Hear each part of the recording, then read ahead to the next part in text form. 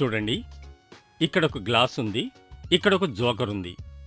Joker సర్కస్లో నవ్వించటమే కాదు, కొన్ని ఆశ్చర్యకరమైన ఫీట్స్ కూడా చేస్తాడు. ఇప్పుడు మీ ముందు నేను ఈ జోకర్ చేత ఒక ఫీట్ చేయిస్తాను. ఆ ఫీట్ ఏమిటంటే ఒక గ్లాసును బ్యాలెన్స్ చేయించడం. చూడండి, నా దగ్గర జోకరు, ఇక్కడ ఒక గ్లాసు. ఈ గ్లాసు ఈ పేకముక్క పైన, అంటే జోకర్ పైన నిలబెడుతున్నాను. అతడు దాన్ని బ్యాలెన్స్ చేసి చూపిస్తాడనుకోండి. చూసారా? బ్యాలెన్స్. జోకర్ ఒక గ్లాసును బ్యాలెన్స్ చేసింది. Secret of magic. గ్లాసు ఎలా బ్యాలెన్స్ అయింది?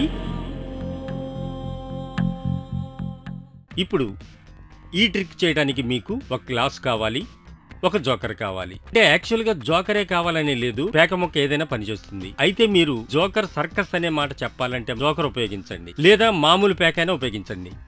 జోకర్ పైన గ్లాసు నిలబెడుతున్నానని మీరు అన్నప్పుడు ఏం చేస్తారంటే, ఈ చూపుడు వేలును ఈ కార్డుకు వెనక వైపు పెట్టండి, గ్లాసును ఇక్కడ పేక ముక్కపై పెట్టండి.